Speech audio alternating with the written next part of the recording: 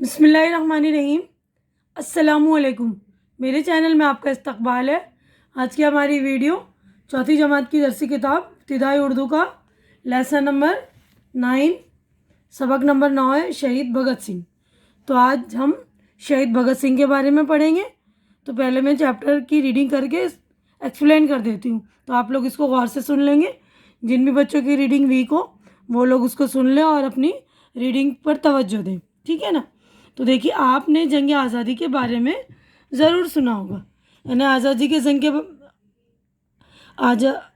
کی جو جنگ ہوئی تھی اس کے بارے میں سبھی نے سنا ہوگا، ہے نا؟ یہ جنگ ہندوستان کو انگریزوں کی غلامی سے آزاد کرانے کے لیے لڑی گئی تھی۔ جو لوگ لڑائی لڑ رہے تھے ان میں ان کے دو گروہ تھے، یعنی دو گروپ میں تھے وہ۔ ایک نرم دل کا جس کے لیڈر مہاتما گاندھی تھے، اور دوسرا گرم دل کا جس کے رہنما بھگت سنگھ تھے۔ بھگت سنگھ پنجاب کے ضلع لائل پور میں موجودہ پاکستان کے جرانوالہ تحصیل میں 27 ستمبر 1907 کو پیدا ہوئے، یعنی جو ہے اب موجودہ پاکستان ہے، یعنی وہ جہاں پیدا ہوئے تو وہ حصہ جو ہے پاکستان میں چلا گیا، ٹھیک ہے نا؟ تو وہ 27 ستمبر کو 1907 کو پیدا ہوئے۔ ان کے والد کشن سنگھ اور چچا آزادی کی جنگ میں شامل تھے اور کئی بار جیل جا چکے تھے۔ بھگت سنگھ نے انٹر پاس کرنے کے بعد ہی سیاست سے دلچسپی لینا شروع کر دی تھی۔ اسی دوران جلیانوالہ باغ کا دردناک واقعہ پیش آیا۔ بھگت سنگھ نے امرتسر جا کر جلیانوالہ باغ کی وہ سرزمین دیکھی جہاں سینکڑوں بے گناہوں کا خون بہا تھا۔ جنگ آزادی کے متوالے ملک کے دوسرے حصوں سے بھی ہزاروں کی تعداد میں اٹھ کھڑے ہوئے تھے۔ بھگت سنگھ نے ان سے رابطہ قائم کیا۔ یہ نوجوان انگریزوں سے ہر سطح پر مقابلہ کرنے کے لیے تیار تھے۔ چندر شیکھر آزاد اور بھگت سنگھ نے ایسے ہی نوجوانوں کی رہنمائی کا بیڑا اٹھایا، جس کے بعد آزادی کی لڑائی میں پہلے سے زیادہ شدت پیدا ہو گئی۔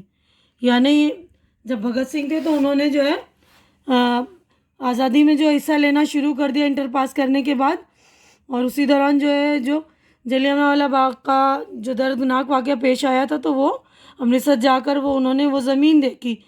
پھر کیا ہے، ایک دوسرے سے لوگوں نے کانٹیکٹ کر کے اور آپس میں رابطہ قائم کیا، اور ایک دوسرے پر جو ہر سطح پر انگریزوں سے مقابلہ کرنے کے لیے لوگ اور شدت سے جو ہے تیار ہو گئے، ہے نا؟ اور ہر سطح پر یعنی ہر طرح سے وہ تیار ہو گئے تھے کہ ہم کسی بھی طرح انگریزوں کو ہم بھگائیں ادھر سے۔ بھگت سنگھ کے انقلابی دوستوں میں رام پرساد بسمل، اشفاق اللہ خان، سکھ دیو اور راج گرو کے نام سب سے اہم تھے۔ یہ سبھی سر پر کفن باندھ کر وطن پر اپنی جان نچھاور کرنے کے لیے نکلے تھے۔ یعنی یہ سب جو لوگ تھے، رام پرساد بسمل، اشفاق اللہ خان، سکھ دیو، راج گرو اور بھگت سنگھ خود، یہ سب جو ہے اپنے سر پر یعنی موت مطلب پوری تیاری کر کے نکلے تھے کہ ہم مریں یا جیے اپنے وطن پر اپنی جان نچھاور کر دیں گے، کسی بھی طرح وطن کو ہم آزاد کر دیں گے۔ اسی دوران جو ہے سائمن کمیشن کے خلاف ایک زبردست جلوس نکلا جس میں لالا لاجپت رائے پیش تھے، یعنی آگے تھے اس جلوس پر انگریزی پولیس نے بڑی بے دردی سے لاٹھیاں برسائیں۔ لالا لاجپت رائے بری طرح زخمی ہو گئے، جس کے سبب کچھ عرصے بعد ہی ان کی موت ہو گئی۔ یعنی اتنی بری طرح سے ان کو لاٹھیاں برسائی گئیں ان پر کہ لالا لاجپت رائے جو بری طرح زخمی ہو گئے اور کچھ دنوں بعد ان کی موت ہو گئی۔ بھگت سنگھ اور ان کے انقلابی ساتھی اس واقعے کے بعد اور زیادہ منظم ہو گئے، یعنی اور زیادہ ڈسپلنڈ ہو گئے۔ انہوں نے انگریزوں کو اینٹ کا جواب پتھر سے دینے کی ٹھان لی۔ 8 اپریل سن 1929 کو سینٹرل اسمبلی میں اجلاس، یعنی سیشن کے دوران جب سیشن ہو رہا تھا سینٹرل اسمبلی میں، اس کے دوران بھگت سنگھ اور ان کے ساتھیوں نے اس پر بم پھینکے۔ بھگت سنگھ کے ساتھی سکھ دیو اور راج گرو کو بھی گرفتار کر لیا گیا۔ انہوں نے اسمبلی ہال میں انقلاب زندہ باد کے نعرے لگائے اور ایسی پرچیاں ہوا میں اچھالی جن میں انگریزوں کے ظلم کی داستان بیان کی گئی تھی۔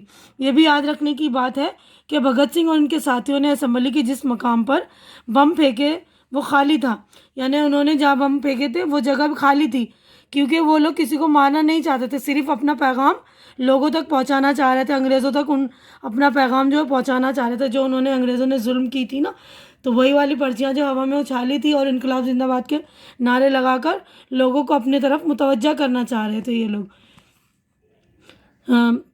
اسمبلی کے جس مقام پر بم پھینکے وہ خالی تھی اس لیے کہ وہ کسی کو مارنا نہیں چاہتے تھے.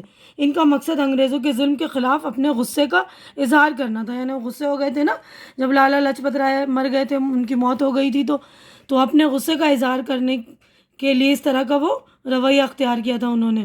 اس کے باوجود انگریزوں نے ان پر مقدمہ چلایا اور تینوں ساتھیوں کو لاہور سینٹرل جیل میں 23 مارچ سن 1931 کو شام 7:15 پر پھانسی دے دی گئی. یعنی ان کو 23 مارچ جو ہے سن 1931 کو سینٹرل جیل میں پھانسی مل گئی. ٹھیک ہے نا. بھگت سنگھ اس وقت صرف 23 برس کے تھے. آزادی ملنے سے بہت پہلے ہی وہ ہم سے بچھڑ گئے. وطن کے لیے بھگت سنگھ کی اس قربانی کا حوصلہ پا کر ہزاروں لاکھوں نوجوان آزادی کے لیے لڑائی میں کود پڑے. یعنی ان کی جو یہ جان جو گئی, انہوں نے جو قربانی دی وہ رائے گا نہیں گئی. ان کو دیکھ کر, ان کی پھانسی کو دیکھ کر بہت سارے لوگ جو ہے انہوں نے جو ہے حوصلہ پا کر اپنی جان کو بھی قربان کرنے کے لیے آزادی کی لڑائی میں کود پڑے ہیں نا. آج ہم آزاد ملک کے شہری ہیں. جنگ آزادی کے ہزاروں متوالوں نے ہمارے لیے اپنا سب کچھ نچھاور کر کے آزادی کا یہ تحفہ ہمیں دیا ہے. یعنی ہمیں آزادی اتنی آسانی سے نہیں ملی. بہت سارے جنگ کے متوالے جو ہیں انہوں نے جو اپنی جانیں دی آزادی پانے کے لیے. ہمیں یہ تحفہ ملا ہے نا جب ہم آزاد فضا میں سانس لے رہے ہیں نا. جب وہ شہید ہوئے تو ان کے ماں باپ اور دادا زندہ تھے. بھگت سنگھ عمر میں سب سے چھوٹے تھے لیکن ان کا یہ کارنامہ سب سے بڑا تھا. یعنی بہت چھوٹی سی عمر میں صرف 23 برس کی عمر میں وہ جو ہے ان کو پھانسی ملی تھی نا. اس وقت ان کے ماں باپ اور دادا زندہ تھے.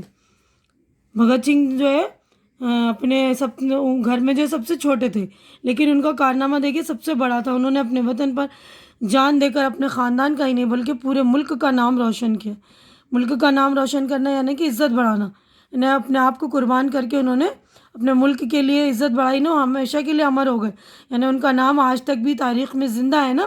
اسی کو مر کر امر ہونا کہتے ہیں. امر ہونا یعنی جو ہمیشہ زندہ رہے. بھگت سنگھ اور اس کے دوسرے ساتھی ہمارے درمیان سے اٹھ گئے لیکن ہر ایک ہندوستانی کے دل میں ان کی یاد ہمیشہ زندہ رہے گی. یعنی انہوں نے قربانی تو دے دی, پھانسی پہ چڑھ گئے, لیکن یہ لوگ جو ہے آج بھی جو ہے ہر ایک ہندوستانی کے دل میں عزت سے زندہ ہے نا. آج تک ہمارے لیے ہمیشہ ان کی یاد جو ہمارے دلوں میں ہے. تو یہیں پر ہمارا یہ جو ہے چیپٹر ہو گیا مکمل. تو آپ لوگوں نے دیکھا کس طرح بھگت سنگھ نے ہمیں اتنی قیمتی آزادی دلائی, جان دے کر ہمیں آزادی دلائی ہے. اور بہت سارے لوگوں نے جان کے بدلے ہمیں آزادی تحفے میں دی ہے. اب ہم دیکھیے مشق کی طرف بڑھتے ہیں. یہاں پر دیکھیے لفظ اور معنی. تو یہ مشق ہمارا شروع ہے. تو یہاں پر دیکھیے پہلا لفظ ہے رہنما, راہ دکھلانے والا, لیڈر. بیڑا اٹھانا, ذمہ داری قبول کرنا. شدت, سختی, تیزی. انقلابی حکومت کے نظام میں تبدیلی چاہنے والے. یعنی جو بھی تبدیلی آتی ہے اس کو انقلابی کہتے ہیں.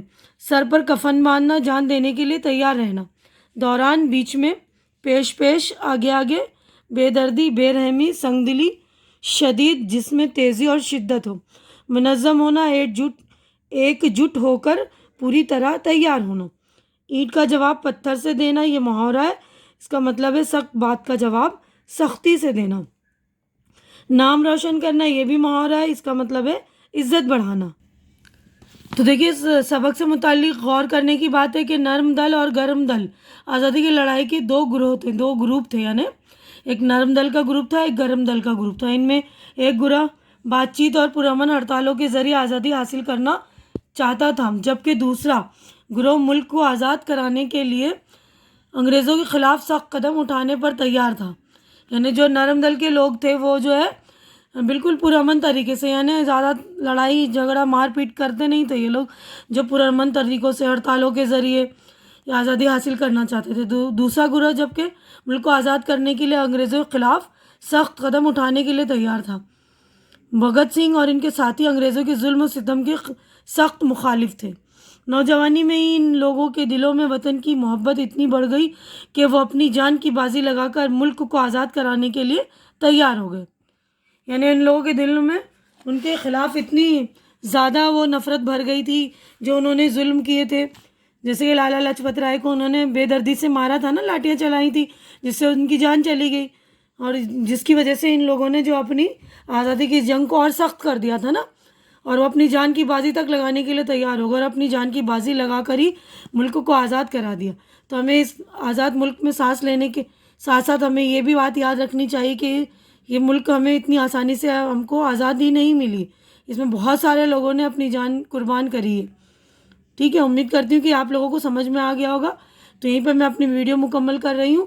اگلی ویڈیو میں ہم سوچیے بتائیے یعنی کویشچن آنسر وغیرہ کریں گے ہم. تو آپ لوگ میری اگلی ویڈیو بھی دیکھ لیں گے اور یہ ریڈنگ والی ویڈیو بھی اچھی طرح سے دیکھ کر ریڈنگ کر لیں گے اور سمجھنے کی کوشش کریں گے. امید کرتی ہوں کہ میری ویڈیو آپ لوگوں کو اچھی لگ رہی ہوگی. اچھی لگ رہی ہے تو اسے لائک کیجیے، زیادہ سے زیادہ شیئر کیجیے تاکہ زیادہ جو ضرورت مند لوگ ہوں ان کو فائدہ ہو. اور میرے چینل کو سبسکرائب کر کے میری حوصلہ افزائی کیجیے کیونکہ سبسکرائب کرنا بالکل فری ہے. آپ لوگ سبسکرائب کرتے ہیں تو میری ہمت بڑھتی ہے، تو پلیز میری ہمت بڑھا دیا کریے. تب تک کے لیے آپ لوگ اپنا خیال رکھیے، مجھے دعاؤں میں یاد رکھیے. ہماری اگلی ملاقات اگلی ویڈیو میں ہوگی. اللہ حافظ.